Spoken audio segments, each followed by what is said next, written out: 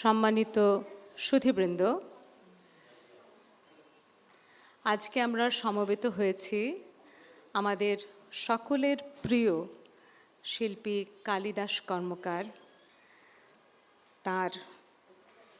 তার জীবন ও কর্মকে উপলক্ষ করে একটি অত্যন্ত গুরুত্বপূর্ণ প্রকাশনা আজকে এটির মোড়ক উন্মোচন হবে। বইয়ের নাম হচ্ছে Kalidas alluvial soul, soil and symbol. যারা কালিদাস কর্মকারকে চেনেন তারা জানবেন যে তিনি এই অ্যালুভিয়াল শব্দটা নিয়ে, পাললিক শব্দটা নিয়ে তার জীবনের একটা বিশেষ ভূমিকা ছিল, এবং আজকে যারা কথা বলবেন তারা এই বিষয়ে নিশ্চয়ই আলোকপাত করবেন। এই বইয়ের বিষয়ে কালিদার দুই কন্যা এবং তার পরিবারের সঙ্গে খুব ঘনিষ্ঠভাবে কাজ করেছেন বইয়ের প্রকাশক ARK রিপন। শিল্পমহলে কিংবা শিল্পী মহলে সকলে রিপনকে চেনেন। আর্টকন থেকে প্রকাশিত এই 300 পৃষ্ঠার বইটিতে শিল্পী কালিদাস কর্মকারের নানা প্রতিকৃতিসহ ছবিসহ পরিবারের ছবি আছে, কিছু স্মৃতিকথা এবং শিল্পীর পেইন্টিং, গ্রাফিক্স, ড্রয়িং, পারফরমেন্স এবং ইলাস্ট্রেশনের শতাধিক ছবি আছে।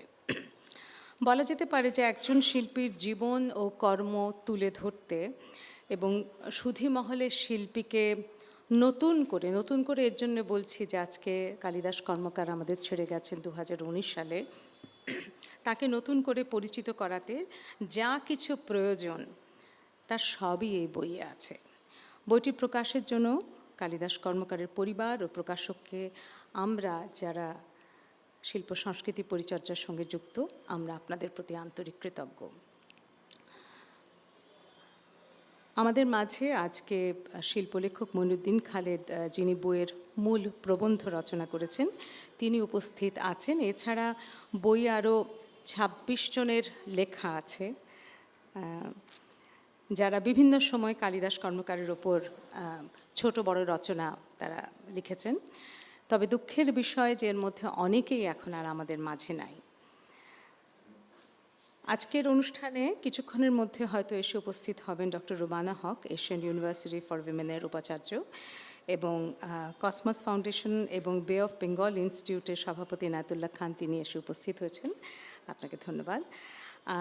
আজকে অনুষ্ঠানের সভাপতিত্ব করবেন ডিস্টিংগুইশড ফেলো ও বাংলাদেশ এন্টারপ্রাইজ ইনস্টিটিউটের বোর্ডের সদস্য রাষ্ট্রদূত ফারুক সোবহান সাহেব, তিনি আমাদের মধ্যে উপস্থিত আছেন। ধন্যবাদ ফারুক ভাই। শিল্পী কালিদাস কর্মকারের বন্ধুবৃত্ত অনেক বড় ছিল, তো এই যে যারা আজকে এই অনুষ্ঠানে উপস্থিত হয়েছেন তারা কোনো না কোনোভাবে শুধু শিল্পী হিসেবে নয়, কেউ পরিবারের সদস্য হিসেবে, কেউ ঘনিষ্ঠ বন্ধু হিসেবে, কেউ অনুজ, কেউ অগ্রজ, প্রতিভাজন হিসেবে কালিদাস কর্মকারকে চিনেছেন, দেখেছেন, তার সঙ্গে কাজ করেছেন। যেহেতু আপনারা সকলেই তার সম্বন্ধে হয়তো নানাভাবে তাকে চেনেন, আমি তার একটি আনুষ্ঠানিক তার পরিচিতি আপনাদের আনুষ্ঠানিকতার স্বার্থেই পড়ে শোনাচ্ছি। কালিদাস কর্মকারের জন্ম বাংলাদেশের ফরিদপুর জেলায় 1946 সালের 10 জানুয়ারি।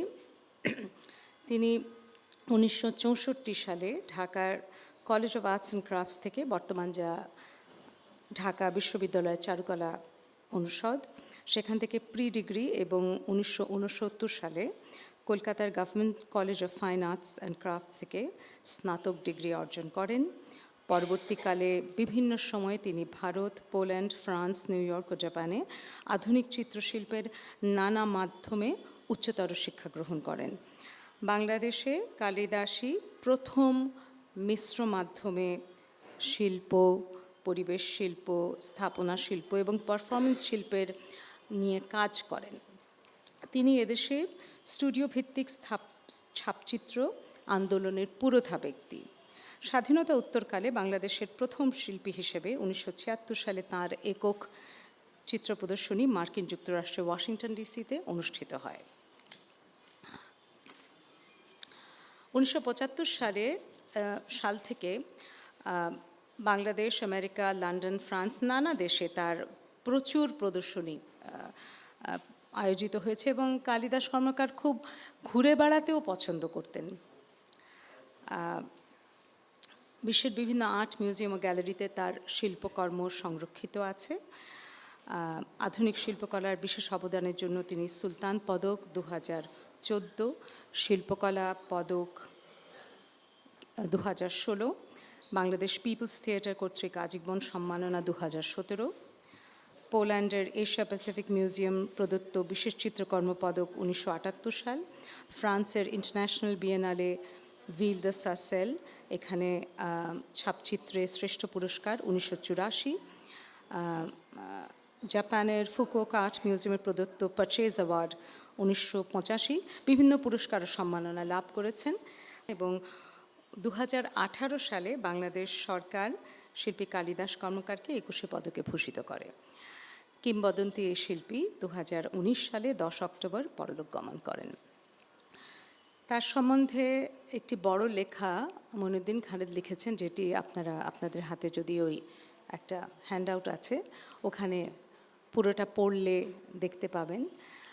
আমরা চেষ্টা করেছি শিল্পের সমালোচকদের কিংবা শিল্প নিয়ে যারা লেখালেখি করেন তাদের দৃষ্টিকোণ থেকে কালিদাস কর্মকারকে আমরা কিভাবে নতুন করে তার সঙ্গে আবার পরিচিত হতে পারি। আমাদের অনুষ্ঠানটা আজকে এভাবে সাজিয়েছি। আমি তার পরিবারের পক্ষ থেকে তার কন্যা কঙ্কা কর্মকারকে কিছু বলার জন্য বলবো। এরপর যিনি মূল প্রবন্ধ লিখেছেন বইয়ে, মঈনুদ্দিন খালেদ বলবেন। আর আমরা 2007 সালে তার একটি প্রদর্শনী এই বেঙ্গল গ্যালারিতে হয় এই ভবনেই। তখন আমরা তাকে দিয়ে মোর্শেদুল ইসলাম মোর্শেদ ভাইকে অনুরোধ করেছিলাম একটা ফিল্ম করার জন্যে। মোর্শেদ ভাই করেও ছিলেন, কিন্তু সেটা যেহেতু একটু বড় ফিল্ম, তো আমি পুরো 47 মিনিট এটা দেখাতে পারবো না এই আজকের এই আয়োজনে। তা আমরা সেখানে একটা অ্যাডাপ্টেশন করেছি, সেটা আপনাদেরকে দেখাবো। ওটা 16-17 মিনিটের। আর তারপর আমরা পরপর আমাদের অতিথিদের মঞ্চে ডেকে নেব এবং তাদের কাছ থেকে শুনব। আমার মনে হয় আর সময় ব্যয় না করে আমি কালিদাস কর্মকারের কন্যা কঙ্কা কর্মকারকে ডাকছি কিছু বলার জন্য। শুভ সন্ধ্যা। আজকে শিল্পী কালিদাসের বইয়ের মোড়ক উন্মোচন অনুষ্ঠানে উপস্থিত হওয়ার জন্য উপস্থিত সকল অতিথিবৃন্দ এবং আমাদের আজকের বিশেষ অতিথি জনাব ফারুক সোবান, জনাব এনায়েতুল্লাহ খান, রুবানা হক এখন এসে পৌঁছননি, এবং জনাব মঈনুদ্দিন খালেদকে আমার ও শিল্পী কালিদাস কর্মকারের পক্ষ থেকে আন্তরিক শুভেচ্ছা এবং ধন্যবাদ জানাচ্ছি।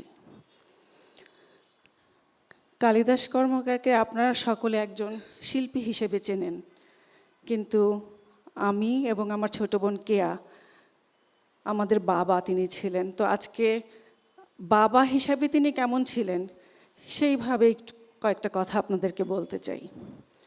আমরা দু বোনই খুব ছোটোবেলায় মাকে হারিয়েছি। বাবাই আমাদের মা এবং বাবার ভূমিকা পালন করেছেন। স্কুল লাইফে আমরা বোর্ডিং স্কুল ভারতেশ্বরী হোমসে বড় হয়েছি, যেহেতু পেশাগত কারণে বাবাকে পৃথিবীর বিভিন্ন দেশে সময় কাটাতে হতো। তারপরেও বাবা সব সময় ঠিক ছায়ার মতোই আমাদের পাশে থাকতেন। বিভিন্ন জায়গায় বেড়াতে বেড়াতে আমাদেরকে খুব সুন্দর সুন্দর চিঠি লিখতেন, আর সেই চিঠির ভিতরে বর্ণনা থাকতো কখন কোথায় আছেন, কোন মিউজিয়াম দেখছেন, কি করছেন, আর আমরা ঠিক তার চোখ দিয়েই যেন তার সাথে আমরা ঘুরতাম। বাবা মানুষটা খুব আত্মভোলা ছিলেন, এটা তার সাথে যারা মিশেছেন খুব ভালোই করে জানেন। হঠাৎ সকালে একটা কিছু বলল, পরবর্তীতে সেটা ভুলে গেল, আবার কাউকে কিছু একটা প্রমিস করে বসলো, দুদিন পরে হয়তো সেটা তার মনেও নেই। মানুষটা ঠিক এরকমই ছিলেন। যেরকম মাঝে মধ্যে আমাদেরও খুব চিন্তায় ফেলতেন। আমার ছোট বোন ক্লাস 8তে ভারতেশ্বরী হোমস থেকে এসে ভিকারুননিসা স্কুলে ভর্তি হয়। তো সেই সময় বাবা প্রায় মাঝে মাঝে বাসা থেকে বের হয়ে যাওয়ার সময় বলতেন, আমি ঘন্টা 2-3 পরেই ফিরে আসব। অথচ দেখা গেল সারাদিন কোনো খোঁজ নেই। তখন সেলফোনও ছিল না, আমাদের ল্যান্ডলাইনও ছিল না। রাত 8টা-9টার সময় 3-4জন বন্ধু নিয়ে হাজির হতেন, ডিনার খাবেন। দেখা গেল ঘরে তখন কিছুই নেই। এরকম মাঝে মধ্যে আমাদেরকে তিনি চিন্তায় ফেলতেন। সবাই জানেন বাবা খুব বন্ধু বৎসল ছিলেন। বাবার সাথে যখনই যেখানে বেড়াতে যেতাম, ট্রেন, ট্রাম, বিদেশে, হঠাৎ করেই পাশে যে যাত্রীটি বসে আছেন 5 মিনিটের মধ্যেই তার সাথে একটা বিশাল বন্ধুত্ব হয়ে যেত। আদান প্রদান, ফোন নাম্বার, কার্ড বিনিময়। সপ্তাহখানেক করে শুনতাম আমি সেখানে বেড়াতে যাচ্ছি। কার কাছে যাচ্ছ? ওই যে ট্রেনে যে ভদ্রলোকটার সাথে দেখা হলো না, মিনেসোটাতে থাকেন, উনি আমাকে নিমন্ত্রণ করেছেন, ওখানে গিয়ে ঘুরে আসতেন। তো এমনই একটা মানুষ ছিলেন বন্ধুত্ব করতে যার একটা মিনিটও সময় লাগতো না। এই জন্য সারা পৃথিবীতে বাবার অসংখ্য বন্ধু বান্ধব আছেন। খুব শৌখিন ছিলেন বাবা, ছোটবেলা থেকেই শৌখিন ছিলেন এবং সবসময়ই তার শৌখিনতা তিনি বজায় রাখার চেষ্টা করতেন। তো মাঝে মাঝে তার এই শৌখিনতা, তার কেনাকাটার জন্য আমাদের মধ্যে তর্কাতর্কি হতো। কোথাও বেড়াতে গেলাম, দেখা যেত যেই জিনিসটা তার আছে সেটা হয়তো উনি আরও কয়েকটা কিনছেন। মাঝে মাঝে আমি নিজেই বিরক্ত হতাম। তো আমাকে একবার বলেছিলেন, শোনো, আমার এই যে একটা কেনাকাটার ইচ্ছা, এর পিছনে একটা ঘটনা আছে। বাবা খুব জামা কাপড় কিনতে পছন্দ করতেন আর মেয়েদের জন্য শাড়ি কিনতে পছন্দ করতেন, শাড়ি গিফট দিতেন সবাইকে। তো বললেন, যখন কলকাতা আর্ট কলেজে বাবা লাস্ট 3 ইয়ার্স পড়াশোনা করেছেন, তার তখন সেই অবস্থায় খুব অর্থনৈতিক কষ্ট ছিল। ওই সময় আমার দাদুর পক্ষে সম্ভব ছিল না বাংলাদেশ থেকে তাকে কলকাতায় পয়সা পাঠিয়ে সাহায্য করার জন্য। এবং বাবা খুব অল্প বয়সে বিয়ে করেছেন, তার অলরেডি তখন ফ্যামিলি আছে। সে পড়াশোনার পাশাপাশি সে একটা ছোটোখাটো চাকরিও করতো। তো এমন একটা সময় গেছে, বলেছিল বছরে তার মাত্র 2টো ধুতি ছিল আর আমার মায়ের 2টো বা 3টে সুতি শাড়ি ছিল। সেই ধুতি বা শাড়িতে এমন কোনো ছেঁড়া অংশ ছিল না যেখানে রিপু করা হয়নি। সেই যে একটা মেন্টাল ট্রমা, বলে তারপর থেকে আমি যখনই কোনো বাজারে যাই বা কিছু করি, আমার যখন ক্ষমতা হয়েছে, আমার যাই থাকুক আমার আবার কিনতে ইচ্ছা করে। তো এটা একটা খুব মজার ঘটনা মনে হয়েছিল আমার কাছে। তারপর থেকে আমি আর তার সাথে এই বিষয়ে কখনো তর্ক করিনি। প্রচণ্ড ভ্রমণবিলাসী ছিলেন, এটা সবাই জানেন। পৃথিবীর মোটামুটি যতগুলো দেশ ঘোরা যায় বাবা ঘুরেছেন। এখানেও আরেকটা ছোট্ট ঘটনা বলি। কলকাতাতেই ছাত্র অবস্থায় ছুটির সময় আর্ট কলেজের সব ছাত্ররা বিভিন্ন জায়গায় বেড়াতে চলে যেত ইন্ডিয়াতে আশেপাশে। বাবার পক্ষে যাওয়া সম্ভব হতো না, কারণ তার কাছে সেই পয়সাটুকু বা টাকাটুকু ছিল না। কিন্তু তিনি ঘুরতে পছন্দ করতেন বা ঘুরতে যাব ভবিষ্যতে, এই চিন্তাটা সবসময় মাথায় রাখতেন। তো তার কাছে একটা বিশাল ওয়ার্ল্ড ম্যাপ ছিল কাগজের।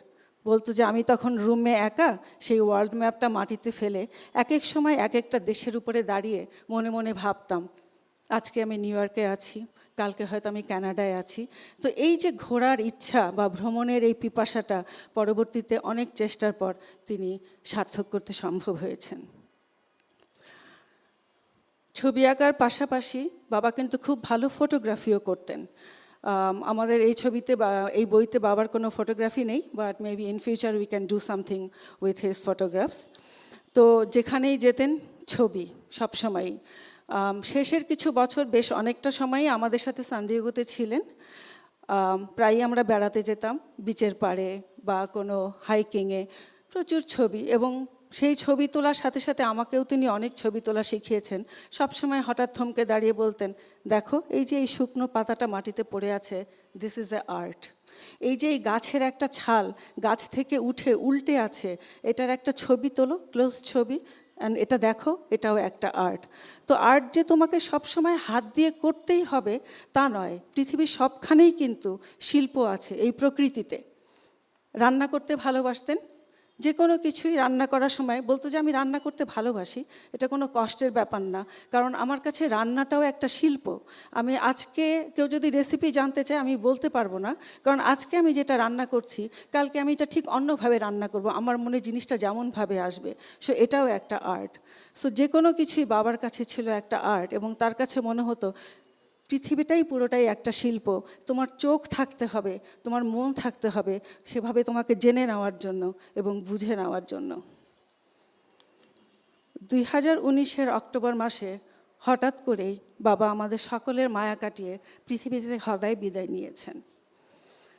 বাবার স্মরণে আমরা পারিবারিকভাবে চেষ্টা করছি তখন থেকে নিয়মিতভাবে কিছু না কিছু অনুষ্ঠান আয়োজনের জন্য।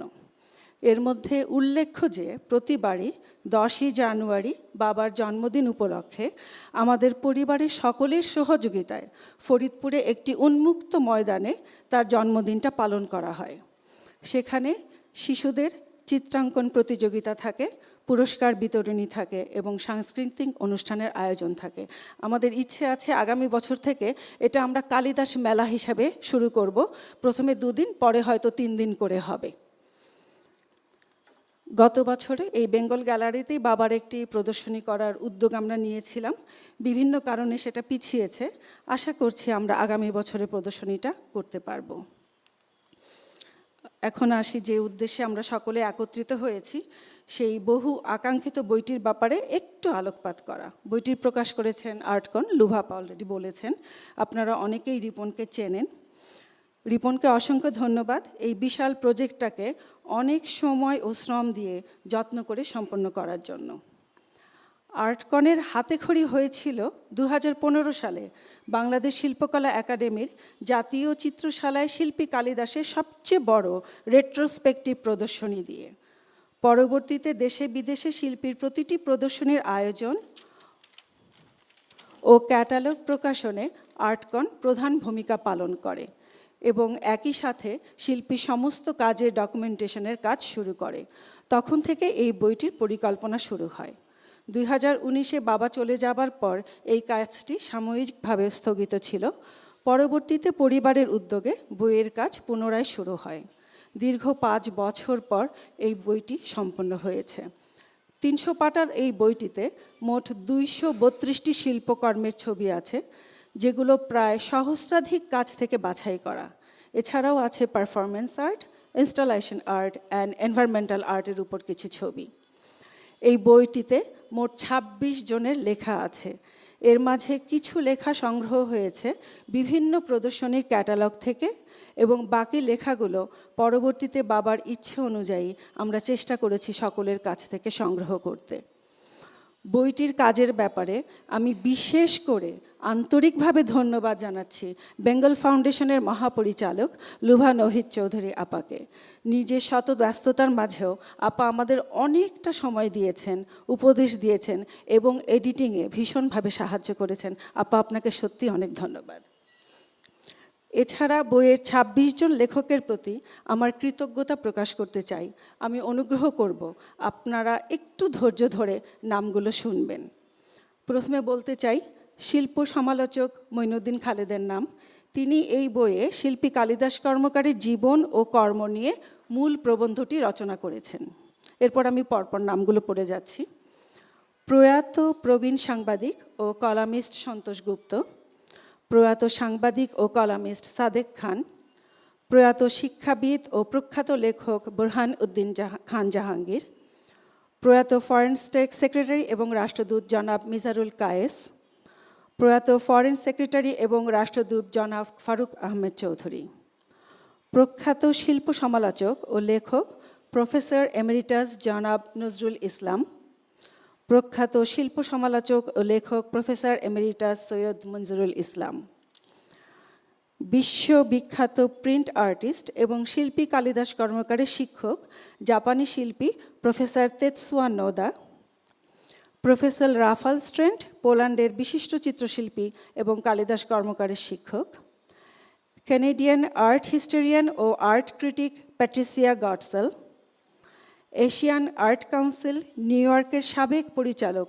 Ralph Samuelson, Canadian art curator ও গবেষক আসমা মাহমুদ, কালিদাস কর্মকারের সবচেয়ে বড় সংগ্রাহক ইয়াং ওয়ান কর্পোরেশনের চেয়ারম্যান ও CEO mister Ki Haksung, gallery কসমোসের চেয়ারম্যান ও ঢাকা কুরিয়ার এবং ইউএনবি এর এডিটর ইন চিফ এবং কসমোস গ্রুপের ফাউন্ডার জনাব এনায়েতুল্লাহ খান, বাংলাদেশ শিল্পকলা একাডেমির সাবেক মহাপরিচালক জনাব লিয়াকত আলী লাকি, বাংলাদেশ জাতীয় জাদুঘরের সাবেক মহাপরিচালক জনাব ফজল লতিফ চৌধুরী, বিশিষ্ট নারী উদ্যোক্তা, কবি ও এশিয়ান ইউনিভার্সিটি অফ উইমেনের উপাচার্য রুবানা হক, বিশিষ্ট স্থপতি জনাব মুস্তফা খালিদ পলাশ, আমেরিকা প্রবাসী সাংবাদিক ও লেখক হাসান ফেরদৌস, সাংবাদিক ও লেখক আশিসুর রহমান শুভ, প্রখ্যাত লেখিকা নাসরিন সোভান, শিল্পী কালিদাস কর্মকারের বাল্যবন্ধু এবং বাংলাদেশের বিশিষ্ট পাখি ও পরিবেশবিদ জনাব এনামুল হক। এছাড়াও বইটিতে আমার ও আমার বোনের একটি লেখা এবং আমাদের 2 ছেলে কুশল ও কৃষাণের লেখা আছে। সবাইকে আবারও আমার আন্তরিক ধন্যবাদ এবং কৃতজ্ঞতা জানাচ্ছি। এরা সকলেই শিল্পীর খুব কাছের প্রিয় মানুষ। সর্বশেষে আমি শিল্পী কালিদাস কর্মকারের পরিবারের সকল সদস্যদের, উপস্থিত সকল অতিথিবৃন্দকে এবং বেঙ্গল ফাউন্ডেশন এর সদস্যদেরকে আন্তরিক ধন্যবাদ ও কৃতজ্ঞতা জানাচ্ছি আজকের এই অনুষ্ঠানে আমাদের সাথে একত্রিত হওয়ার জন্য। ধন্যবাদ। আপনারা শুনলেন কঙ্কা কর্মকার, শিল্পী কালিদাস কর্মকারের কন্যা, তার কাছে। আমি যদিও বড় লেখাটা আপনাদের হাতে আছে, তবু যদি সংক্ষেপে আমি মঈনুদ্দিন খালেদকে একটু অনুরোধ করব কালিদাস কর্মকার সম্বন্ধে কিছু বলবার জন্যে। জি, শিল্পলেখক মঈনুদ্দিন খালেদ।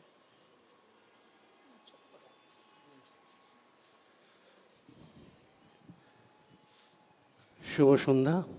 ধন্যবাদ লোভা, এবং আপনারা যারা আরও কথা বলবেন বা যারা এখানে উপস্থিত আছেন সবাইকে আমার আন্তরিক শুভেচ্ছা জানাচ্ছি।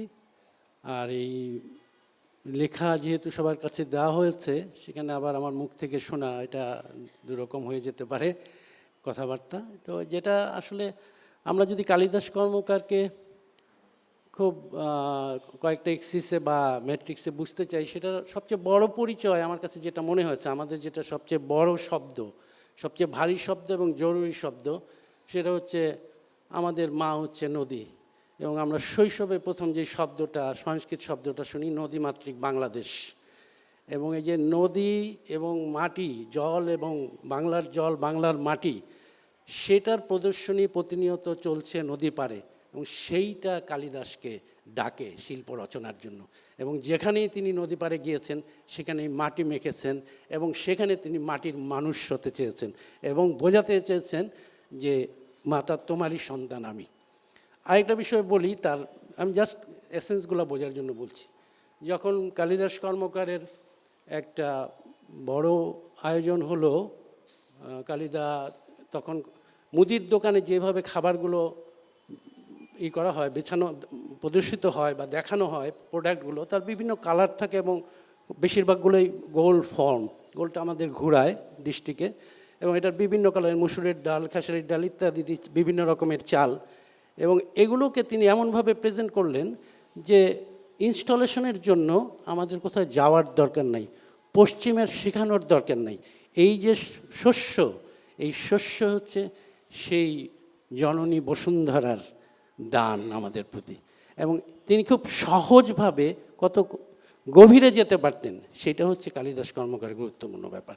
এবং তিনি সুন্দরবনে গিয়েছেন, ওখানেই দেখতে পেয়েছেন যে কি করে নদী এবং মাটি সংলাপ বিনিময় করছে, জল এবং মাটি, এবং সেইটা তাকে ডাকে।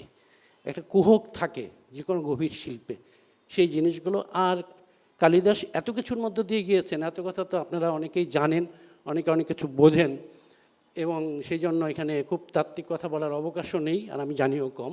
আমি উপলব্ধি থেকেই লিখি বিশেষত। তো আমরা জানি যে আমাদের একটা অনুভব আছে, সেই অনুভবটার আসলে ধর্ম নাই। অনুভবটা নদীর জলের মতো আমাদের এই বসুন্ধরা, আমাদের এই নদীমাতৃক বাংলাদেশের মতো। ব্যাপারটা হচ্ছে পৃথিবীর 3 ভাগ জলের সঙ্গে কানেক্টেড আমরা। এই জন্য কালিদাস যেই জলে গিয়েছেন, যেই মাটিতে গিয়েছেন, সেখানেই কালিদাস সেইখানকার ভূমিপুত্র হতে চেয়েছেন। যে আমি এইখানে কোথায় আছি, এটা আমেরিকান নদী নাকি ইউরোপের নদী, না বাংলাদেশের, না ভারতের, এটা তার কাছে। কারণ জল দিয়েই তো আমরা কানেক্টেড, সবই আমরা জানি। পৃথিবীকে এই নীল জল যেগুলো ভাতিয়ে দেখেছি শৈশবে, সেই নীল জলের সেই একটা আশ্চর্য শিল্পী, সাপনিক পুরুষ হচ্ছেন কালিদাস কর্মকার। এটা হচ্ছে সবচেয়ে বড় ব্যাপার কালিদাসের জন্য। আর আমাদের যেটা হয় যে আমরা এখানে যদি তাকাই, তাহলে আমরা বুঝতে পারবো যে কত রকম বোধ বুদ্ধির মধ্য দিয়ে আমাদের বাংলার সভ্যতা আবর্তিত হয়েছে। সুফিজম, বৈষ্ণব, বাউল, নানান তত্ত্বের মধ্য দিয়ে গিয়েছে। কালিদাসের একটা ফটোগ্রাফ আছে এবং কালিদাসের এক বইয়ের প্রচ্ছদটা আছে, এই দুইটা ছবি একটু রিড করলেই বুঝি। আমরা তো ফটোগ্রাফি রিড আমাদের কালচারে এখনও তৈরি হয়নি, ফটোগ্রাফি দেখলেই বোঝা যাবে যে কালিদাস আসলে কত রকম কবচ ধারণ করেছেন দুঃসময়ের মুখোমুখি হতে স্বদেশকে ভালোবাসার জন্য। তার শরীর জুড়ে মাথার থেকে এই পর্যন্ত সব জায়গায় তিনি কিন্তু চিত্র বিচিত্র এক মানুষ। আর নিচের ছবিটা দেখলে বুঝি আমাদের দেহ ঘড়ি আর আমাদের হাতের ঘড়ি বা আমাদের গাড়ির যেভাবে চলে সবগুলারই তো একটা প্রাণ আছে। সেই সব প্রাণের মধ্যে নানান রকম সমীকরণ টানতেছেন শিল্প রচনার জন্য। আপনাদের ধন্যবাদ। যে কথাগুলো মঈনুদ্দিন খালেদ বললেন, আমরা একটু চলুন দেখি 2007 সালে কালিদাস কর্মকার নিজের মুখে কি বলেছেন তার কাজ সম্বন্ধে। আমি অনুরোধ করব আমার সহকর্মীদের যে ফিল্মটা দেখানোর জন্য।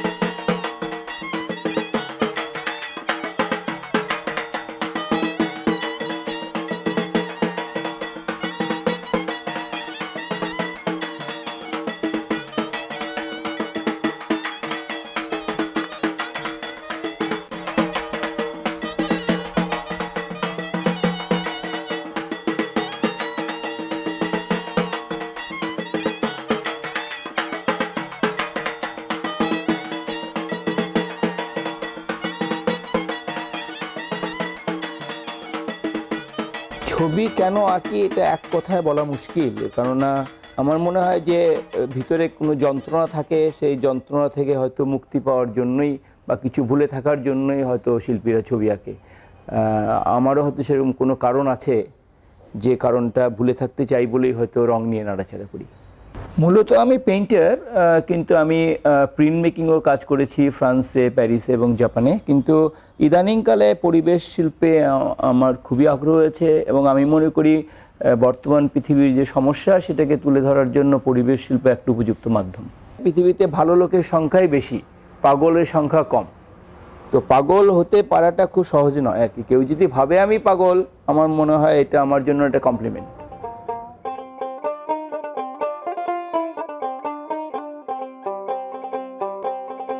কালিদাস কর্মকার শুধু চোখ দিয়ে দেখে ছবি আঁকেন না, তার ছবি আঁকার পেছনে মূল প্রেরণা তার মনের শক্তি। মনের শক্তির চাইতে বোধহয় আরও ভালো প্রয়োগ হয় যদি শব্দটি ব্যবহার করে, আত্মার শক্তি। তার ভেতরে একটা প্রচণ্ড আবেগ কাজ করে এবং সেই আবেগকে তিনি নানা রকম প্রক্রিয়ায় সংস্থিত করে তার ছবির মধ্যে তাকে তুলে ধরার চেষ্টা করেন।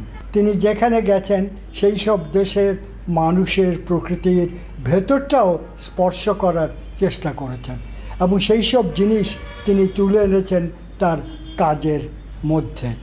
তার অনেক ছবিতেই, বিশেষ করে আগের দিকের ছবিতে, যন্ত্রণার বিষয়টি প্রধান হয়ে এসছে।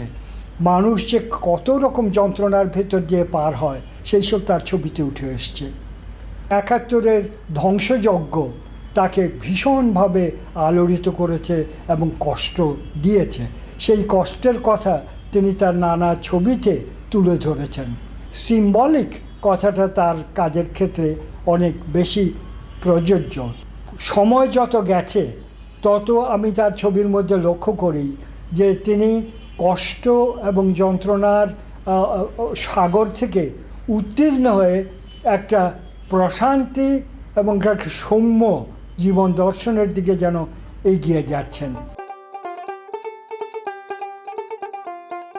তাবিজ কবচ সমস্ত ধর্মতেই ব্যবহার করা হয়। সেই হিন্দু ধর্ম, ইসলাম, খ্রিস্টান, বুদ্ধিস্ট, তারা সবাই যখন হতাশায় ভোগে বা বাহ্যিক কোনো কারণে যখন আর কিছু করা যায় না, তখন তারা তাবিজ কবজের শরণাপন্ন হয়। তো আমি সেই তাবিজের উপরে কিছু কাজ করছি। আমি মনে করি যে তাবিজ না দিয়ে আমার ছবি ঘরে রাখলে উপকার হবে। আমরা বংশানুক্রমিকভাবে আর্টিজেন, আমার বাবাই কাজ করেননি, কিন্তু আমাদের ঠাকুরদাদা বা বাবারা সবাই জুয়েলারি তো সোনা দিয়ে রূপো দিয়ে হয়। তো আমি চেষ্টা করছি যে এই পাললিক প্রস্তরীভূত যে শিলা, যেটা হিমালয় থেকে নদীবাহিত হয়ে বঙ্গোপসাগরে পড়েছে, এই গত সুন্দরবন থেকে এগুলো সংগ্রহ করা বিগত 8 বছর, সেই প্রস্তরীভূত শিলার উপরে বিভিন্ন স্টোন যেগুলো আমার সংগ্রহ হয়েছিল বিগত প্রায় 8-9 বছর, এইগুলো ব্যবহার করে আমি একটা মিনিয়েচার ধরনের কাজ করছি, যেটাকে কবচ বলছি, যে পাললিক কবচ। এর মধ্যে ওই বাংলাদেশের প্রস্তরীভূত শিলা সেটা আছে, তার সাথে বিভিন্ন স্টোন আছে এবং গোল্ড প্লেটেড কিছু জিনিস আছে, এবং ফর্মটা তাবিজের মতো।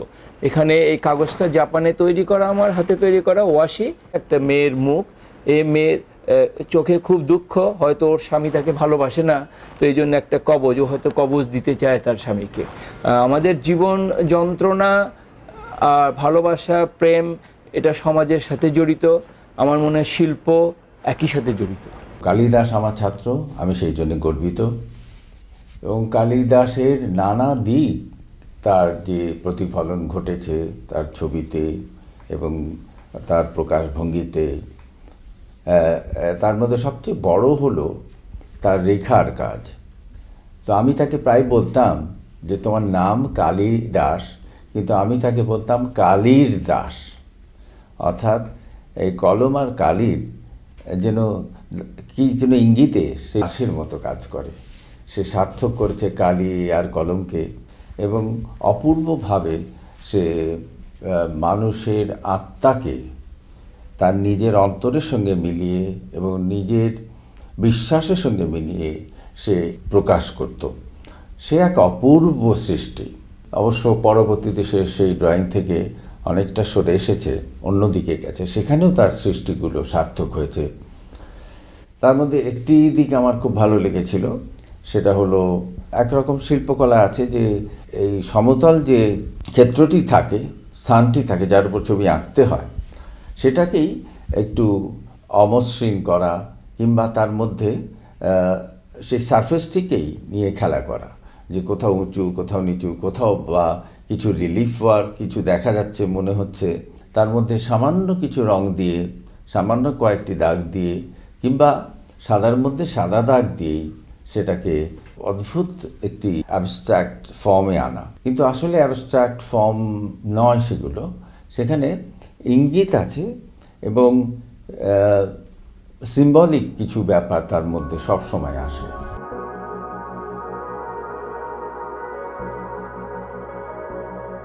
60-এর দশকের শেষ দিকে আমার কলকাতায় গ্র্যাজুয়েশন পরীক্ষার 7 দিন আগে আমার স্ত্রী আমাকে ছেড়ে চলে যান আর কি, মানে উনি বিদায় নিয়েছেন পৃথিবী থেকে। সেটা 1969-এর 5ই এপ্রিল, গুড ফ্রাইডে ছিল সেদিন। একটা অনেক পুরনো ছবি আছে, সেটা মৃত্যুর কিছুদিন আগে, এটা আমার তখন দাড়ি ছিল না, তখন আমার ছোট মেয়ের বয়স ছিল প্রায় 5 মাস এবং বড় মেয়ের প্রায় 2.5 বছরের মতো। তো আমি পেলেছি ওদের আর কি। তো তখন থেকে একাই আর কি চলছে, জীবন চলছে আর কি। দুটো মেয়েই বড় হয়ে গেছে, ওরা পড়াশোনা করেছে, বিয়ে হয়েছে, ওদের বাচ্চাও হয়েছে। ওরা আমেরিকাতে থাকে দুজনই, বড় নাতি এবং ছোট নাতি। এই 2 মেয়ের 2 নাতির দুটো ছবি।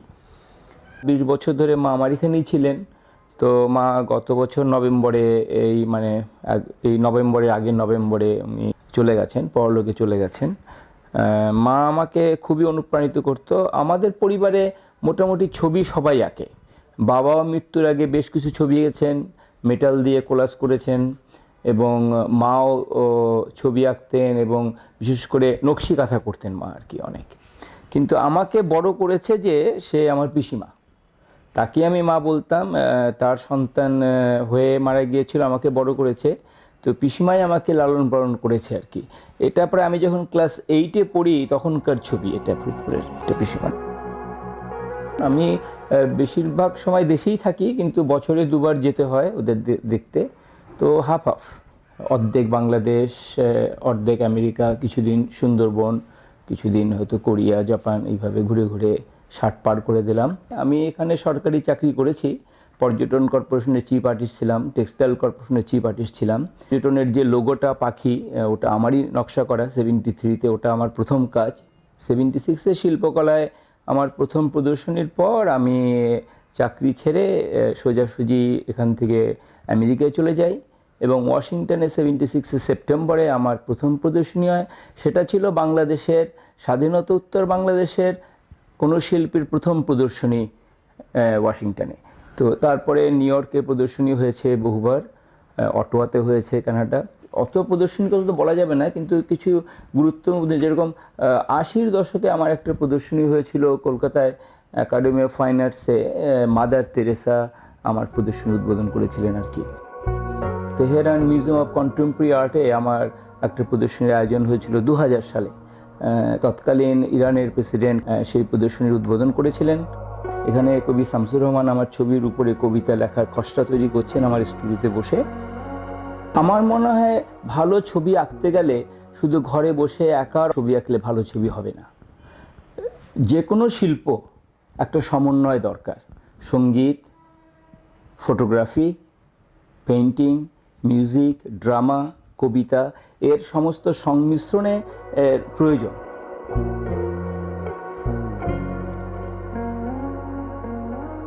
এর আগেও পালরিক বিশেষণ দিয়ে তিনি একটি প্রদর্শনী আয়োজন করেছিলেন। বর্তমান প্রদর্শনীটি তার সাম্প্রতিক সব কাজ নিয়ে করা। এর মধ্যে আমরা দেখি রঙের চমৎকার ব্যবহার এবং রেখার নিয়ন্ত্রিত উপস্থাপনা। কিছু ছোট ছবি আছে যেখানে প্রধানত রেখার কাজ, তার মধ্যে অল্প কিছু রঙের বিন্যাস। কিছু ছবি আছে যেখানে রঙই প্রধান, তার মধ্যে সামান্য কিছু রেখার কাজ। অনেক ছবির অন্তরালে নিজেই উপস্থিত আছেন।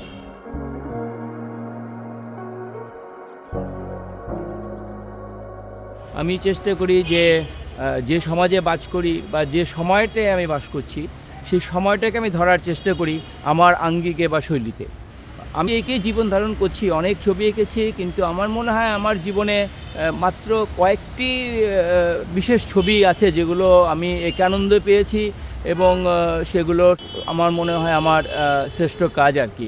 তার ভিতরে প্রথম যে কাজটা, সেটা আপনার 1978 সনে পোল্যান্ডে বসে করা। ছবিটির নাম বাউল, রিয়েলিস্টিক ফর্মে করা আর কি, দেখে বোঝা যায় বাউল। আমি 76-এ চলে গিয়েছিলাম পোল্যান্ডে। সেই প্রবাসী জীবনে দেশকে অনেক মিস করতাম। এই যে একটা সমাজ থেকে বিচ্ছিন্নতা, সেই বিচ্ছিন্নতাকে ভোলার জন্য হয়তো বাউল ছবিটা আমি এঁকেছিলাম। দ্বিতীয় ছবি যেটা আমার কাছে সবচেয়ে বেশি আনন্দদায়ক, সেটা হচ্ছে 1974 সনে দুর্ভিক্ষের উপরে একটা ছবি আমি এঁকেছিলাম। যে ছবিটার একটা বিশেষ ঘটনা আছে। নিউ মার্কেটের সামনে একটা মরা বাচ্চা নিয়ে এক মহিলা ভিক্ষা করছিল। তখন সম্ভবত বিবিসি বা ওই ধরনের কোনো পশ্চিমা সংবাদ মাধ্যম সেই দৃশ্যটা তোলার চেষ্টা করছিল আর কি। তা আমি গিয়ে বাধা দেই এবং ক্যামেরা কেড়ে নেই, এবং অনেক লোকজন জড়ো হয়, এবং তখন তারা ছবিটা নিতে পারে না আর কি। তো আমাকে খুবই কষ্ট দিয়েছিল যে এই দেশটা এত রক্তের বিনিময়ে দেশটা স্বাধীন হয়েছে, সেখানে মরা বাচ্চা নিয়ে ভিক্ষা করছে জীবন ধারণের। তো এই যন্ত্রণা থেকে মুক্তির জন্য বাসায় এসে আমি একটা গোয়াশ এবং ড্রয়িং মাধ্যমে আমি কাজটা করি। সেটা আমার একটা ভালো কাজ বলে আমি মনে করি।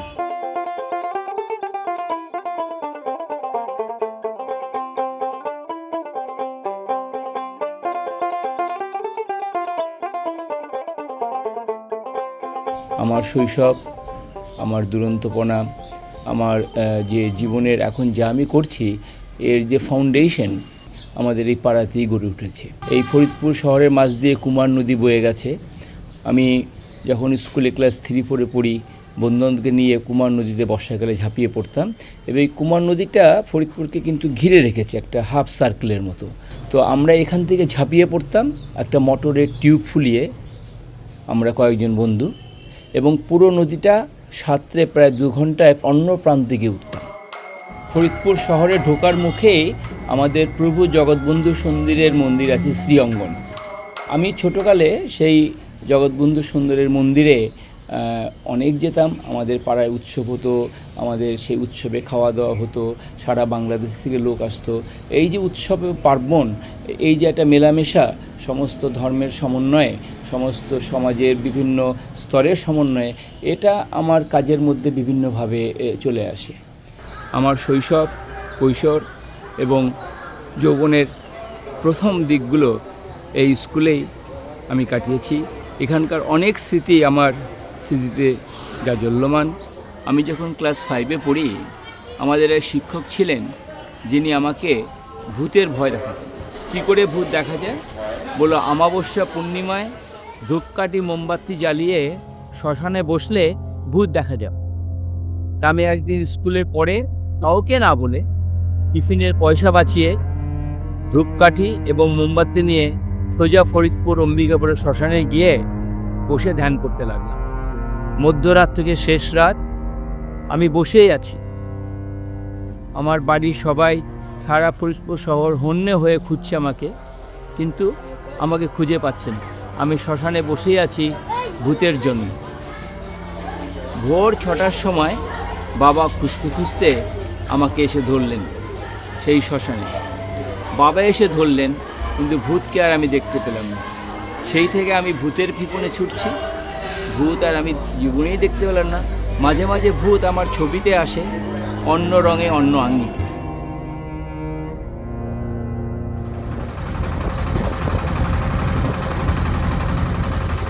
প্রকৃতি সতত সুন্দর। এই প্রকৃতি, বাংলার প্রকৃতি, বাংলাদেশের নদী, সব শিল্পীকেই সাহিত্যিককে অনুপ্রাণিত করেছে। সঙ্গীত ও চিত্রশিল্প একে অপরের পরিপূরক। আজ এই পদ্মা নদীর পাড়ে আপনাদের সঙ্গীতের সাথে আমি একটা ছবি আঁকতে চাই। আপনারা বাজাবেন আর আমি আঁকবো ছবি।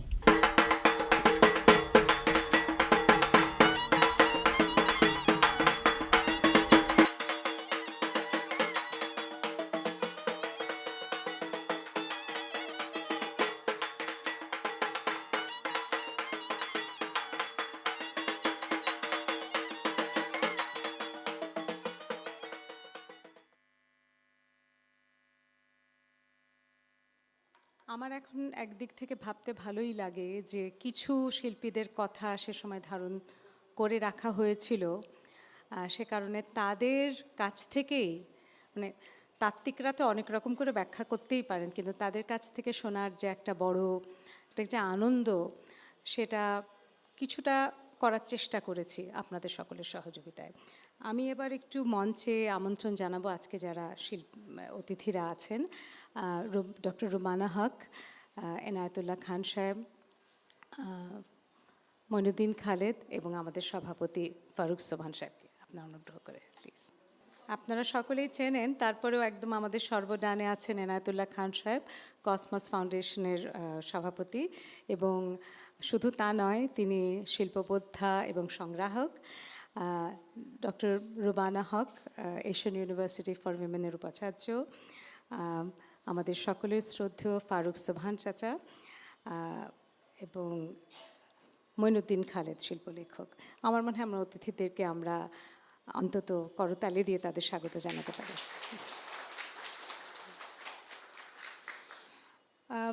আপনারা শুনলেন, কিছুটা শিল্পীর মুখেও শুনে ফেলেছেন, কালিদাস কর্মকারের তার কন্যার কাছ থেকে শুনেছেন, শিল্পলেখকের কাছ থেকে শুনেছেন।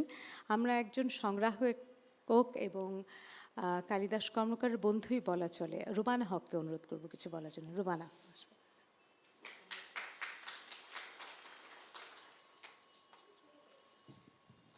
খুব ছোট করে বলি, না খুব ছোট করে বলি, কালিদার মতো পাগলকে আমরা সাংঘাতিক মিস করি। কালিদা একটা পাগল ছিলেন নিশ্চয়ই। কালিদা আমাদের অনেকেরই ভালোবাসার মানুষ, এবং আমার মনে হয় আজকে যারা আছেন সকলেই ওনাকে ভালোবাসতেন। কালিদার একটা ইচ্ছা ছিল যেটা আমি পূর্ণ করতে পারিনি, এখনো অসম্পূর্ণ রয়ে গেছে, কিন্তু চেষ্টা করব উনি বলেছিলেন যে আমাদের একটা কমার্শিয়াল বিল্ডিং হচ্ছিল তখন 22 তলা, বলেছিলেন অন্তত 22 তলার উপরে একটা যেন অন্তত আমার জন্য জায়গা থাকে। উনি নিজের কথা বলতে চাননি, বলতে চেয়েছিলেন যারা আছেন আমাদের এখানে শিল্পী সবার জন্য যাতে একটা উন্মুক্ত জায়গা থাকে যেখানে গিয়ে সবাই ছবি আঁকবেন। সেই কথাটি আমি এখনও রাখতে পারিনি, কিন্তু আমার সবসময় মনে তাড়া দেয় জিনিসটা, কিন্তু আশা করি কখনো না কখনো হবে। কালিদাকে খুব কাছ থেকে দেখা বহু বছর, কিন্তু উনি যখন ধানমন্ডিতে থাকতেন ছোট্ট একটা রুমের মধ্যে প্রায়, তখন থেকে কালিদাকে চিনি। কিন্তু পরবর্তী পর্যায়ে আরও যখন ঘনিষ্ঠভাবে চিনলাম তখন তার নানা রকম পাগলামি এবং নানা রকম স্বপ্নের কাছাকাছি যেতে পেরেছিলাম। আমি মনে করি যে আমার এই ধৃষ্টতা নেই যে ওনাকে নিয়ে আজকে কোনো তাত্ত্বিক আলোচনা করব, তবে কালিদাকে কোথাও একটা পড়েছিলাম, কালিদা বলেছিলেন যে উনি শিল্পকে সাধনা মনে করেন আর দেশকে মা মনে করেন।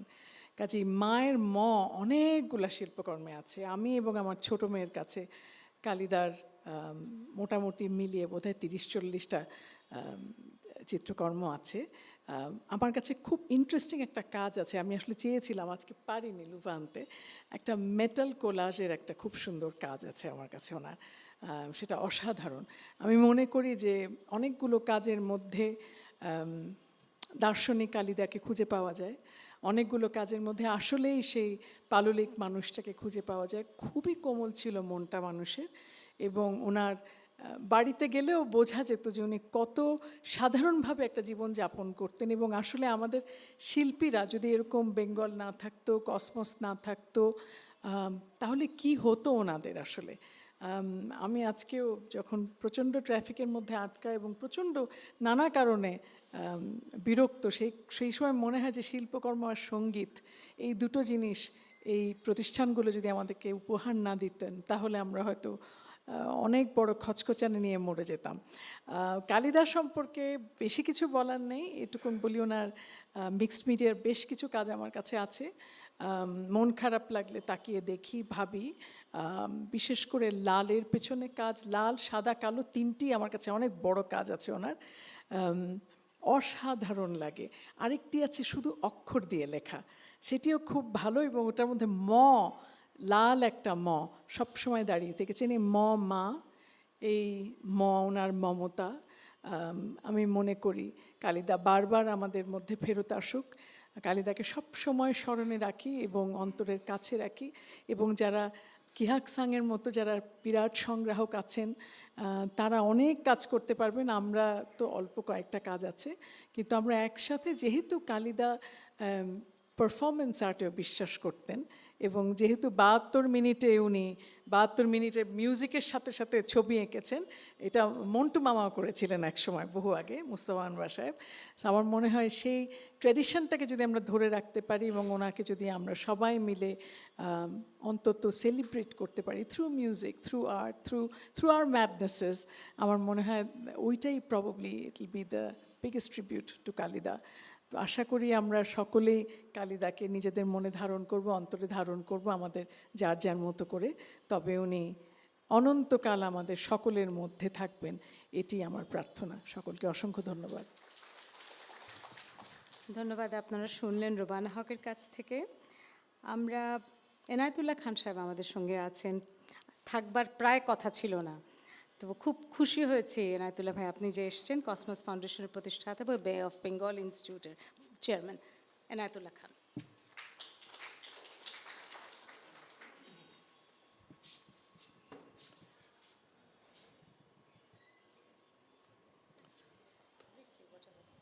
শুভ সন্ধ্যা এবং সুধীবৃন্দ। আজকে সবচেয়ে প্রথমে লুবাকে আমি ধন্যবাদ জানাই, আমাকে অনেকগুলো টেক্সট পাঠাচ্ছে, আমি কোনোটা জবাব দিচ্ছি না। আমি যদি বলি আসি আর যদি আসতে না পারি, so under promise over delivery. So আমি আছি এখানে। তো রুবানের যে কথাটা, যে কালিদাকে আমরা খুব মিস করি, আমিও খুব মিস করি, এবং কালিদার সাথে যতদিন সময় কাটিয়েছি, একটা মুহূর্ত বোর্ড হইনি। ওনার বক্তব্য, ওনার কথাবার্তা সব কিছুর ভিতরে একটা কেমন জানি I got addicted to his company to a level যে একদিন আমরা পদ্মা ক্রাইংয়ে কঙ্কা, কুশল তখন ছোট, আমরা সেই পদ্মা ক্রাইং করে আমরা একটা আর্ট ক্যাম্প করেছিলাম। তো সকাল থেকে যখন সন্ধ্যায় যাচ্ছি লঞ্চে করে ফেরত, কঙ্কা বলছে, বাবা তুমি এনার চাচুকে এইভাবে তুমি আর্টে ঢুকিয়ে দিচ্ছ কেন? এত ওদেরকে আর কোনো কাজ করতে হবে না? তখন আমি বললাম যে কঙ্কার প্রতি আমার একটা মনে হলো যে এইভাবে মানে কঙ্কা যে খুব আদরে মানুষ হয়েছে বাবার, এটা আমি জানতাম যে এটা একটা ডিস্টেন্স থেকেও মানুষকে ভালোবাসা যায়, যেটা তুমি বললে। তো কালিদা আমাকে গল্প ছড়ে তোমাদের দুজনের ব্যাপারে, কুশল সবার ব্যাপারে বলতেন, এবং আমি মনে করি উনি শুধু শিল্পী নয়, উনি মানুষ। কালিদাস, সেটাই আমার কাছে সবচেয়ে বেশি আমার মনে নাড়া দেয়। আর ওনার সাথে পরিচয়টা আমার যেরকম হয়েছে সেটা এনাম ভাই আর কালিদা সিঙ্গাপুরে একটা ইন্ডিয়া এরিয়া আছে যেখানে আমরা আমাদের খাবার, ওখানে একটা রেস্টুরেন্টের পাশে আমি হাঁটছিলাম এবং দেখা, এবং সেই মুহূর্ত থেকেই আমার সাথে কালিদা এবং এনাম ভাইয়ের একটা তিনজনের ভিতরে একটা বোধহয় ভালোবাসাই হয়ে গেল মনে হলো যেন। তো এনাম ভাইয়ের পক্ষ থেকে আমি বলছি যে ওনাকে আসামে একটা বনে এখন উনি আটকে আছেন পাখি দেখার জন্যে। তো আমি ওনার পক্ষ থেকে বলছি যে আমার অনুভূতি ওনার অনুভূতির সাথে অনেক হয়তো মিলে যাবে।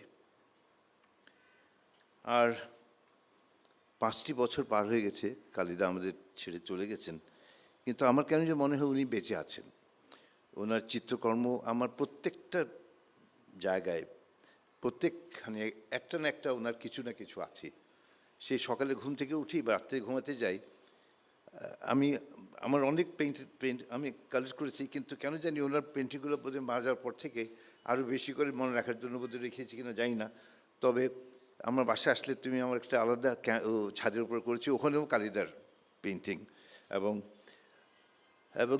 আমার এখন মনে আছে সেই 19শে অক্টোবর ভোর 2:30টার দিকে আমি হোটেলে ঘুম থেকে ফোন আসলো যে কালিদা মারা গেছেন। সেই দিনই সেন ডিয়েগোতে সেদিন রাত্রে আমার কঙ্কার সাথে ডিনার করার কথা। আমি খুব এক্সাইটেড, ঘুমাচ্ছি আর আজকে খুব ভালো মজা হবে, ওর স্বামী এবং সবাই মিলে খুব করবো, কিন্তু সেটা আর হলো না। কিন্তু এই 5টা বছর মরচের জন্য 5 মিনিটের মধ্যে চলে গেল। তো আজকে যে বইটা হয়েছে এটার জন্য আমি সত্যি রিপনকে এবং সবাই মিলে যেটা করেছে এটা অত্যন্ত ভালো কাজ করেছে, এবং এই বইয়ের মাধ্যমে ওনার চলচ্চিত্রের মাধ্যমে ওনার শিল্পের মাধ্যমে আমার মনে উনি সবসময় বেঁচে থাকবেন আমাদের মাঝে। এবং উনি আমাকে ব্যক্তিগতভাবে আমাকে এই আর্টের জগতে অত্যন্ত গভীরে নিয়ে গেছেন আমাকে, যে আমি সব কিছুর মধ্যে আর্ট দেখি। অ্যাকচুয়ালি প্রত্যেকটার মধ্যে আর্ট, এমন কিছু নেই পৃথিবীতে যেটা আমরা চোখে দেখি বা অনুভব করি সেটার মধ্যে আর্ট নেই। লেখক, art of writing, art of conversation, art of cooking, art is everywhere. তো কালিদাকে ওনার আত্মাটা শান্তি থাকুক, এবং ওনার অনুপ্রেরণা পাবে সবাই, ভবিষ্যৎ বংশধর যারা নতুন প্রজন্মের, তাদের সাথেও এই বইয়ের মাধ্যমে কালিদার সাথে পরিচয় হবে, এবং he will continue to inspire from generation to generation. আপনাদের আবার আমাকে নিমন্ত্রণ করার জন্য ধন্যবাদ। খুদা হাফেজ। আমরা যা শুনছি এগুলো কিন্তু ভীষণ অন্তরের কথা। কোনোভাবেই অনেক সময় হয় না যে অনুষ্ঠানে এসছি, দুটো কথা আমাকে বলতেই হবে, একেবারেই তা নয়। আপনারা বুঝতেই পারছেন যে প্রত্যেকেই ভীষণ কাছের মানুষ, কালিদার। এবং আপনাদেরকে যে কাছে পেয়েছি এটা আমাদের জন্য ভীষণ বড় সৌভাগ্যের, আপনাদের ধন্যবাদ। আমাদের সেই মুহূর্তে চলে এসেছি যখন আজকে আমরা মিলিত হয়েছি যে কারণে, যে বইটির মোড়ক উন্মোচন হবে সেই মোড়ক উন্মোচন পর্বে আপনাদের সকলকে অনুরোধ করবো একটু দাঁড়িয়ে যদি বইগুলো হাতে নিয়ে মোড়ক উন্মোচনের যে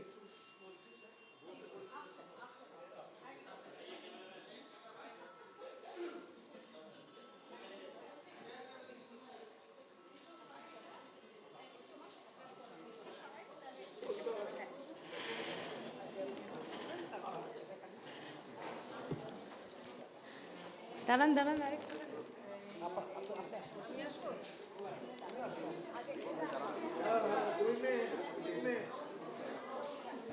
এটাই হচ্ছে সবচেয়ে গুরুত্বপূর্ণ মুহূর্ত, যা এই ছবিটা ঠিক হলে সব ঠিক। আচ্ছা এটা কি সরাবো? অপু কোথায়? এটা কি সরাবো? আবার উনি কথা বলবেন তো। আচ্ছা একটু সরাও, তুমি পারবা? একটু সরাও, হ্যাঁ বাস বাস, এটা এটা না থাকলে না।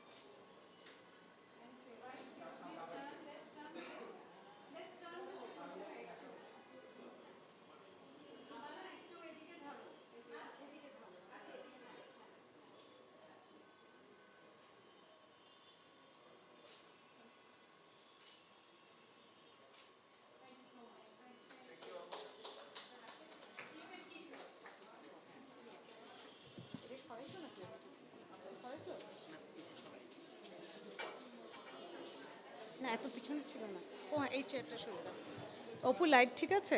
হ্যাঁ হ্যাঁ আচ্ছা আচ্ছা, আমরা প্রধান আমাদের আজকে যে অনুষ্ঠান সভাপতি তার কথাটা শোনার আগে পলাশ আপনাকে একটু অনুরোধ করতে পারি ছোট্ট করে একটু বলার জন্য। পলাশ, হ্যাঁ একটুখানি 2 মিনিট খালি। আমি জানি আপনি কতটুকু ঘনিষ্ঠ ছিলেন। একটু পলাশকে আসতে দাও। হ্যাঁ হ্যাঁ 2 মিনিট।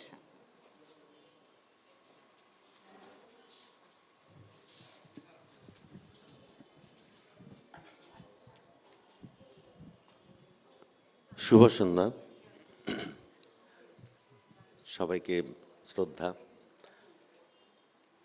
আসলে এটা একটু বলার জন্য অপ্রত্যাশিতই হয়ে গেল, তবুও কালিদার ব্যাপারে আমার বিশেষ একটা মানে ওনার শেষ সময়গুলোতে, শেষ বছরগুলোতে আমি ওনাকে চিনি হচ্ছে সেই 76 সাল থেকে এই ছবিটার মাধ্যমে।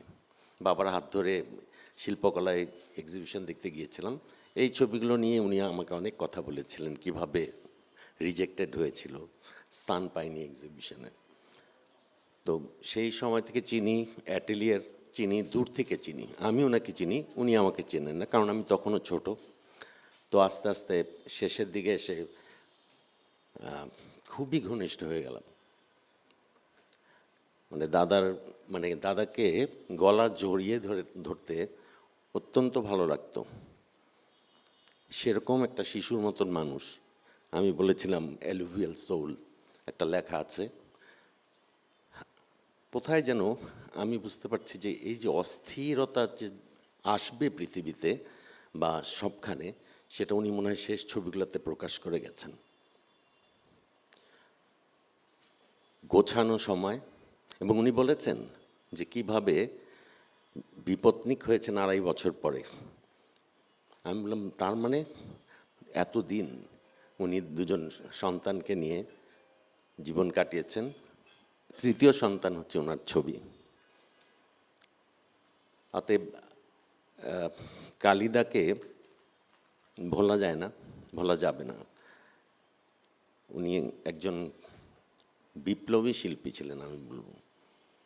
ভিন্ন ধর্মী কাজ করতেন, উনি নাচতেন, গাইতেন, ছবি আঁকতেন এবং শিশুদের মতন আচরণ। ছবি তোলার সময় হয়তো দেখা গেলো এরকম হাত উঠিয়ে নাচের ভঙ্গি করছেন।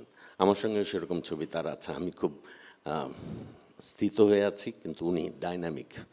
এই ডাইনামিজমের মাধ্যমেই এবং একটি সুন্দর মৃত্যু ওনার হয়েছেন আমি মনে করি। কাউকে ভোগাননি, নিজেও ভোগেননি। একজন সুস্থ সবল মানুষ সুন্দরভাবে প্রস্থান করেছেন।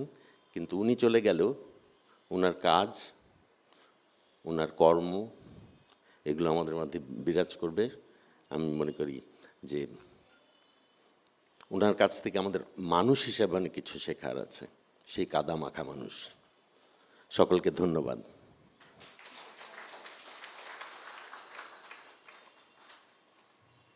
আমরা একটু ছোট্ট করে দুজনের কাছ থেকে শুনবো। এখানে তোফায়েল হায়দার ভাই উপস্থিত আছেন, একটু কি ছোট্ট করে বলবেন তোফায়েল ভাই? Just a bit. এইভাবে আমরা হয়তো আর একসঙ্গে হতে পারবো না কখনো, এর জন্যই ডাকা। জি, এদিক দিয়ে চলে আসেন। What is more comfortable? Just briefly anything that comes to your mind. জি, ঠিক আছে? অসংখ্য ধন্যবাদ লোবা। আমি বেশি কিছু বলার জন্য প্রস্তুত না, আর সেই জ্ঞানও আমার নাই। তবে কালিদাসকে আপনাদের সবার মতো আমিও আন্তরিকভাবে বন্ধু হিসাবে, ভাই হিসাবে ভালোবেসেছিলাম। এবং আমাদের পারস্পরিক সম্পর্ক আমি গুছিয়ে বলতে পারবো না, বিক্ষিপ্তভাবে এটা প্রায় 30 বছর বিস্তৃত। তার কাজকর্ম অনেক দেখেছি, সবখানে গিয়েছি। মানুষ হিসাবে সে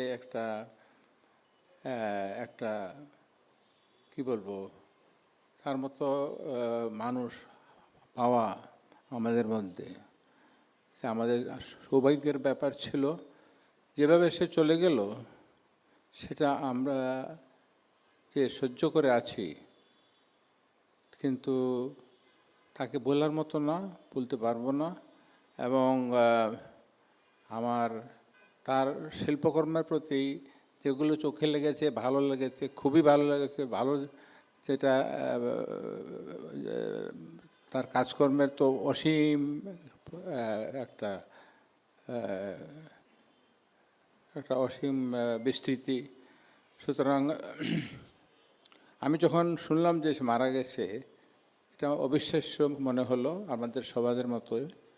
এবং আসলাম আর্ট কলেজে, এসে দেখলাম একটা সুন্দর মানুষ শান্তভাবে শুয়ে আছে, ঘুমিয়ে আছে। অবিশ্বাস্য লাগলো আমার কাছে, এখনও বিশ্বাস হয় না মাঝে মাঝে। তা আপনারা সবাই তার আত্মার শান্তি কামনা করি এবং সবাই তার জন্য প্রার্থনা করি যে সে যেন স্বর্গবাসী হয় এবং স্বর্গে সুখে থাকে। ধন্যবাদ।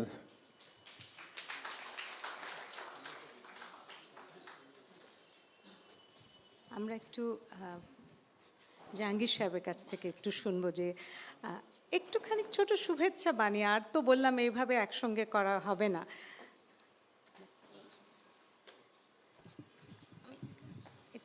উঁচু করে দাও। জি। I wish you told me earlier. I would have come prepared. But actually, I have to be very frank.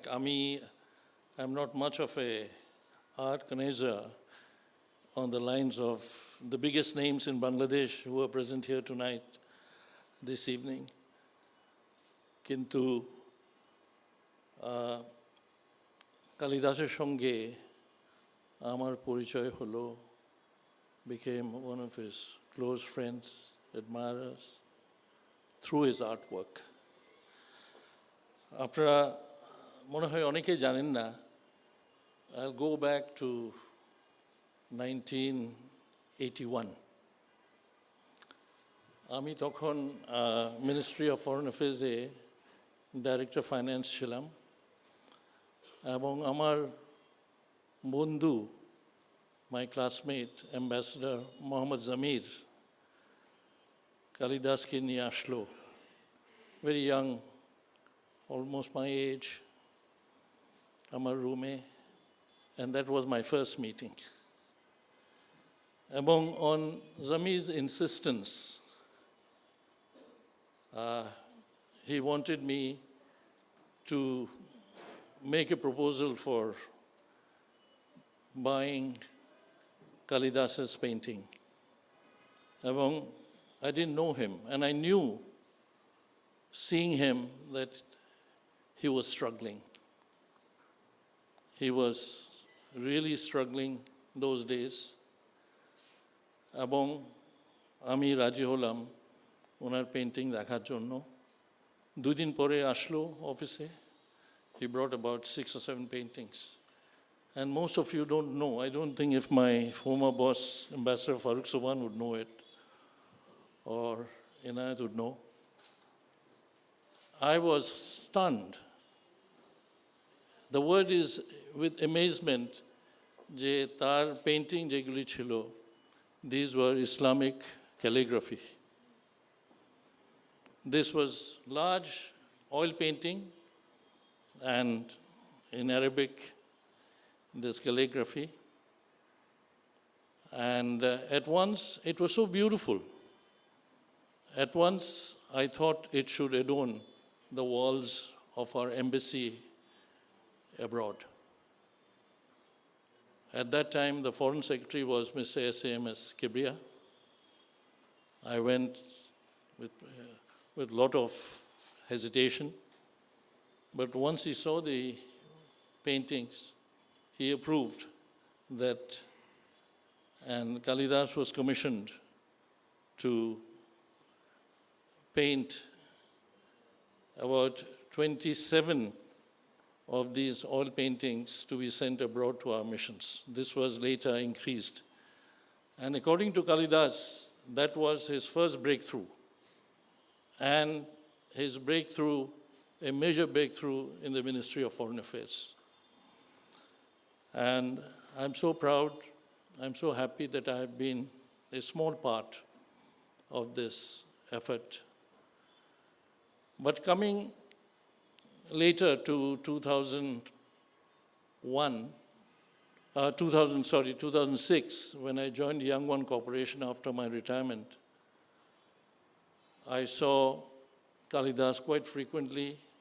KPZ এ আসতো আর্ট ক্যাম্প করার জন্য, এবং he was a die-hard, he was always an outdoor man.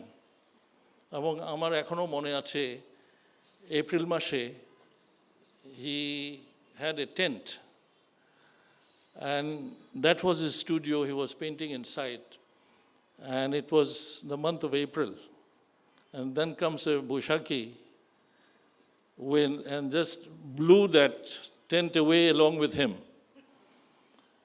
And that is not the only first time I've seen it. Even during monsoon, he is drenched with rain, but no natural calamity can stop his favorite pastime, which is his painting. Ami দেখলাম আমার chairman, Mr. Kiak Sang, I think someone mentioned, Konka mentioned about him, one of his dearest friends. haven't seen so much of respect and love for someone from a Korean gentleman. The day, I think it was moments after I'm sorry, am I taking a bit of time? আমার মনে আছে যে moments after his demise, we just landed in Porto airport in Portugal, and I could see the face of the Chairman Sung. It was one of his saddest days, he told me himself.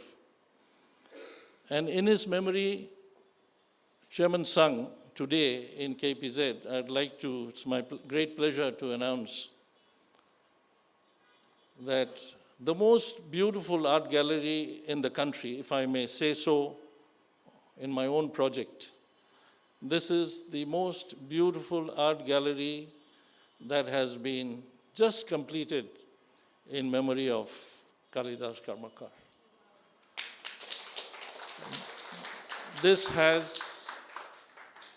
This is on a highland overlooking a large area of the landscape, the golf course, the meandering water bodies, and the green forest all around.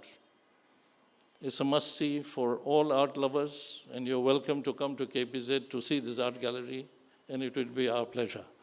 আমি আর বেশি কিছু বলতে চাই না. There are other notable speakers, and make it short.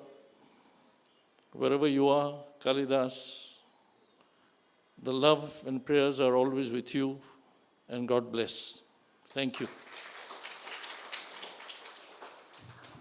আমরা শুনলাম রাষ্ট্রীয় জাহাঙ্গীর সাদাতের কাছ থেকে। তিনি তো বলেইছেন বর্তমানে কেইপিজেডের প্রধান, এবং আমরা খুব ভালো একটা সুখবর পেলাম আপনার কাছ থেকে। নিশ্চয়ই এই গ্যালারি দেখতে যাওয়াই উচিত আমাদের। আমাদের অনুষ্ঠান একেবারে শেষ পর্যায়ে আমরা সমবেত হয়েছি। আজকে যে বইটি প্রকাশিত হলো আর্টকনের Kalidas alluvial soul soil symbol, আমরা তার ছোট একটা ফিল্ম দেখেছি, অনেকের স্মৃতিচারণ শুনেছি, এবং শেষ করার আগে আপনাদের সকলকে আন্তরিক ধন্যবাদ জানাচ্ছি যারা আজকে আমাদের সঙ্গ দিয়েছেন, সময় দিয়েছেন।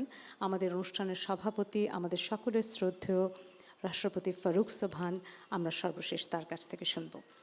আপনি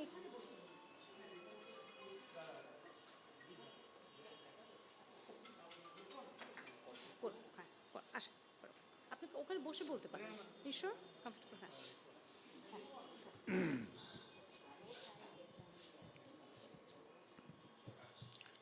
শুভ সন্ধ্যা। কালিদাস আমার খুব প্রিয় বন্ধু ছিলেন। আমি যখন প্রায় 50 বছর আগে আমার আর্ট কালেকশন শুরু করেছিলাম, সেই সময় আমার ঠিক মনে পড়ছে না, হয়তো প্রায় 6টা কাজ আমি কালিদাস থেকে কিনেছিলাম। এখনো মনে আছে, একটা পেন অ্যান্ড ইঙ্ক ছিল, তারপর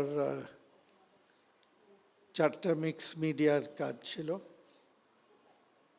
আর 2টা লিথো ছিল। এটা দিয়ে আমি কালেকশন শুরু করেছিলাম। আরও কয়েক শিল্পীর কাজ সেই সময় কিনেছিলাম। কিন্তু তখন থেকে কালিদাসের মৃত্যু পর্যন্ত সে আমাকে কমপক্ষে প্রায় 100 বার ফোন করেছিল। আমি তখন হয়তো নিউ ইয়র্কে রাষ্ট্রদূত হিসাবে ছিলাম, পরে মালয়েশিয়াতে ছিলাম, যেইখানেই ছিলাম, চায়নাতে, তারপর শেষে দিল্লিতে।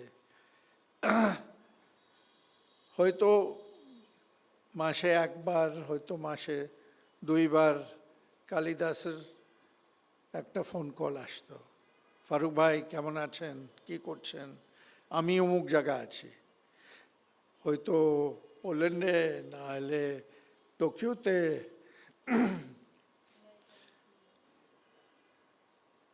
শেষ দিকে বেশ কয়েকবার কোরিয়াতে দেখা হয়েছিল কালিদাস সঙ্গে। আমার সহকর্মী জাহাঙ্গীর সাদাত সাহেব যেই কথা বললেন, আমাদের বন্ধু কিয়াক সুং ওনার কালিদাসকে স্নেহ করতেন, এবং যেই কথাটা জাহাঙ্গীর হয়তো বলেননি, আমি যতটুকু জানি কালিদাসের সবচেয়ে বড় কালেকশন হচ্ছে মিস্টার কিয়াক সুংয়ের কাছে। বেশ কিছু কাজ এইখানেই বাংলাদেশেই আছে, কিন্তু অনেক কাজ কোরিয়াতেও আছে আর ভিয়েতনামেও আছে। আমি তো মনে করি হয়তো 100 থেকে 200 পেন্টিং হবে কালিদাসের ওনার কালেকশনে।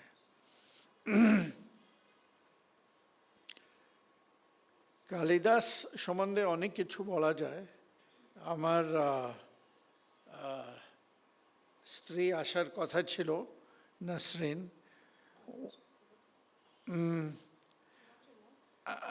না, ঠিক আছে, এখন উনি কালিদাসকে 2 বার ইন্টারভিউ করেছিলেন। ওনার বোধহয় একটা লেখা বইয়েও আছে।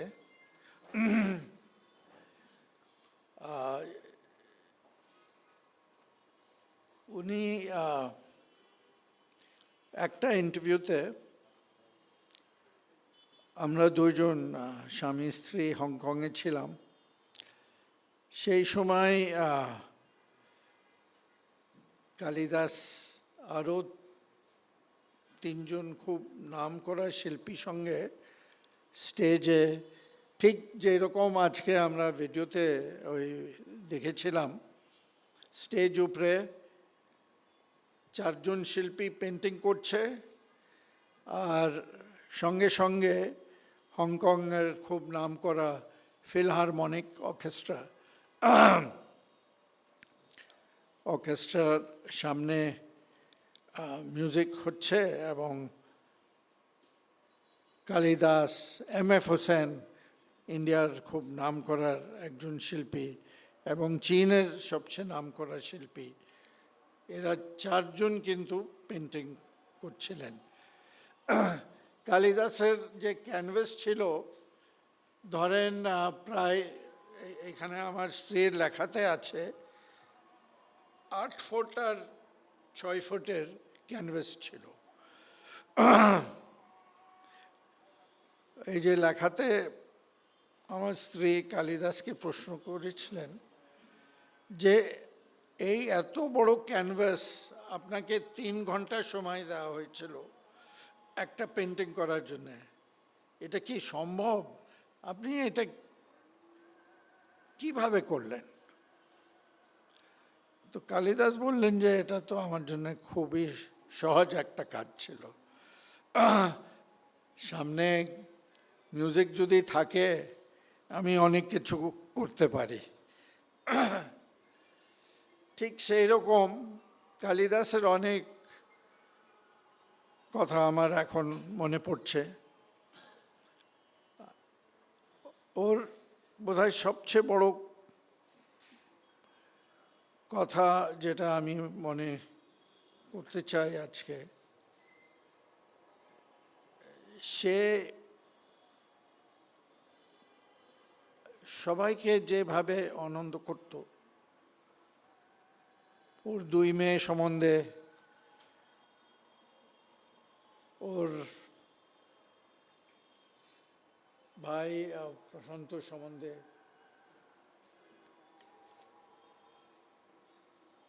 ওর এত বন্ধু ছিল, সবাই ওকে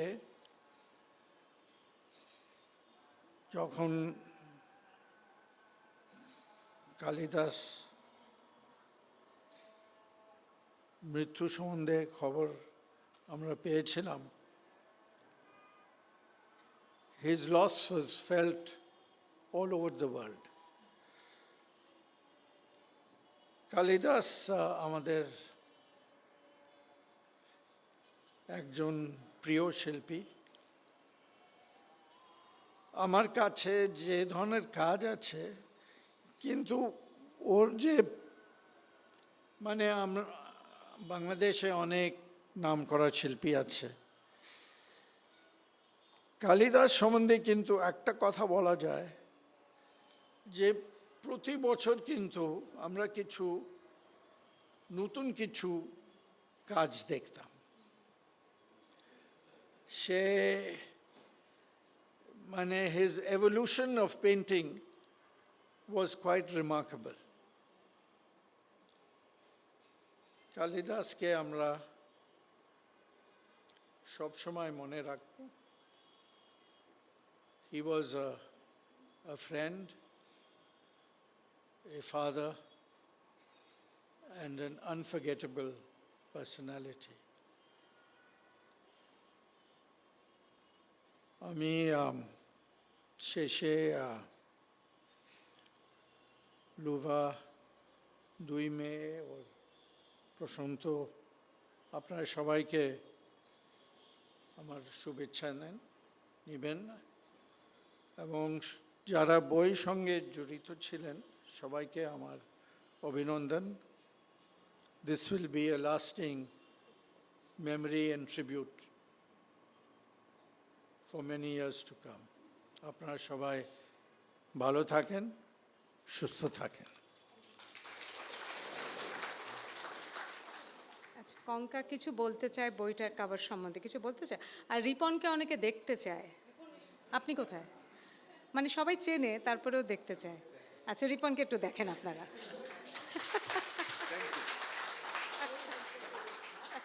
কঙ্কা, আপনি শেষ করে দেন আমার মনে হয় অনুষ্ঠানটা।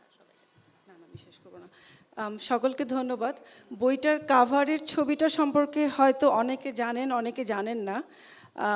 এই বাবার এই পেন্টিংটা এবং আরও বেশ কিছু পেন্টিং খুব বিতর্কিত ছিল এবং প্রথম প্রদর্শিত হয় 1976 সালে শিল্পকলা একাডেমিতে।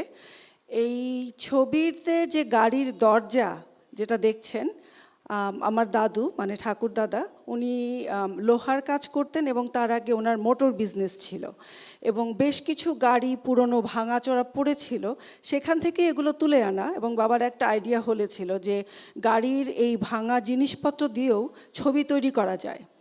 এবং আপনারা যদি কখনো মাছরাঙা টেলিভিশনে বাবার একটা বিশাল ইন্টারভিউ হয়েছিল, সেখানে বলেছিলেন এই ছবিটা প্রদর্শনীতে যাবে কি যাবে না এটা নিয়ে অনেক বিতর্ক হয়েছে এবং অবশেষে ওনারা পারমিশন দিয়েছিলেন যে হ্যাঁ এটা যাবেন। ছবিটা এখন শিল্পকলা একাডেমির কালেকশনে আছে। ধন্যবাদ।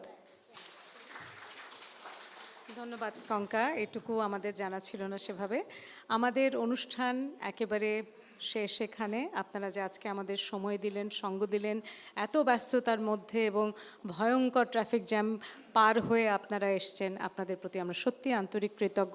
বিশেষ করে কৃতজ্ঞতা জানাচ্ছি এনায়েতুল্লাহ খান ভাই, রুবানা হক এবং ফারুক সুবহান সাহেব এবং মইনুদ্দিন খালেদ এবং রিপনকেও, কঙ্কা আপনাদেরকে, কেয়া, প্রশান্ত, থ্যাংক ইউ সো মাচ। ভালো থাকবেন, শুভরাত্রি।